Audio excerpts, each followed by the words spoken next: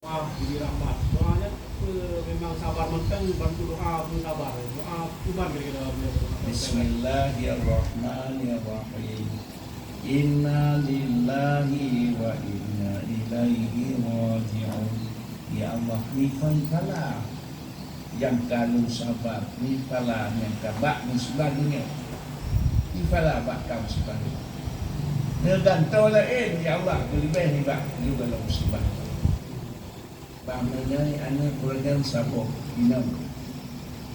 Ya Allah, nanti yang lain lebih juga dibanding kena bujiat ulama lagi juga yang bujiat ulama. Karena ada doa yang meninggal orang cik, falah nabi. Falah nabi. Cara tahu lagi kata cara Anu nanti ya Allah ni falah bakal musibah dunia. Bak dengan musibah dunia. Bak jadam punya mata bukan tu. Dia punya nalinya nak doa. Khair kena aku doa itu di pulang mentang bayu. Tapi aku lagi Pak salah salah. Pak salah adalah buntungan tasawuf. Dan yang buntungan tasawuf yang kedua tasawuf. Macam doa, dia tadi ke ego ngomong saja. Macam doa buntungan tasawuf. Anak tu doa. Padahal yang ada sama kami itu ada ilmu kado apa? Anak tu cik gagan tu.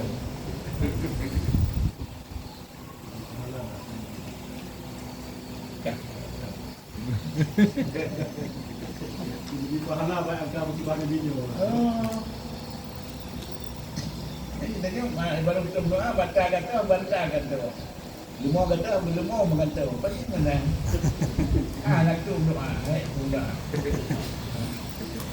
Padahal yang kata sama lemau yung tanah ada taplo yung tanah ng lang na libes natin no kalimat to libes natin yan ana chikan to yung orang yan kata sama kami kaje ini kakuha dia no lumo dia ke dua kai to hanu unang sa kai to hanu lumo lo ana ganto yang kena hinam dan itu ibang dengan ganto demo tanya kaji ke ego kaji si dia awak cuba dia jangan terbatas hati paksa abang nala lagi nya dan telake ganto bisa ke ni